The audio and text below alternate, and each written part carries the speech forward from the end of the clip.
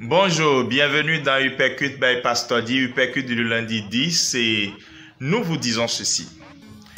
Il faut rencontrer Jésus et nous allons vous dire certaines raisons pour lesquelles il faut faire cette rencontre spéciale avec lui.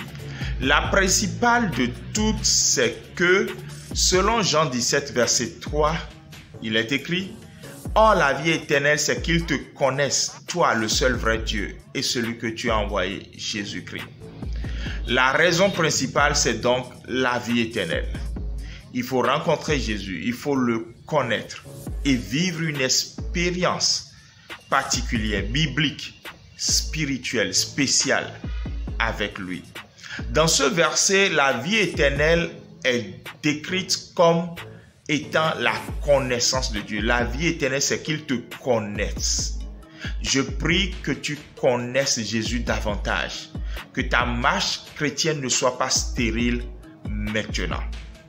La vie éternelle, ce texte nous le fait comprendre, n'est pas relatif à la durée.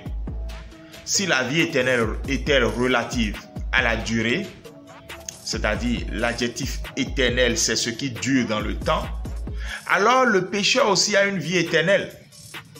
Oui, le pécheur a une vie éternelle. Seulement que les incroyants qui mourront dans leur péché vivront pour toujours loin de Dieu dans l'enfer. Et les croyants qui ont obéi au Seigneur et qui ont été en alliance avec Jésus depuis leur nouvelle naissance et qui ont gardé cette alliance vivront la vie éternelle pour toujours. La vie éternelle n'est donc pas liée à une durée, mais à la qualité de la vie que vous avez menée. Le texte montre que la vie éternelle, c'est connaître Dieu, le rencontrer continuellement, expérimenter continuellement sa présence. Voilà une expression sur laquelle nous reviendrons pendant cette série, sa présence. La vie éternelle signifie rencontrer Jésus face à face. Cela signifie entrer en contact avec lui. Cela signifie qu'il a croisé votre chemin, qu'il est venu à votre rencontre pendant votre voyage terrestre et que quelque chose a profondément changé en vous. La vie éternelle, c'est quand le cœur de l'homme a soif de rencontrer Jésus. Tout le monde veut ça. Je sais que toi aussi tu veux ça. C'est ce que tu veux. Parfois, tu le veux dans la démesure, genre, Jésus n'a qu'à apparaître dans ton salon pour que tu le vois et que tu sois en extase.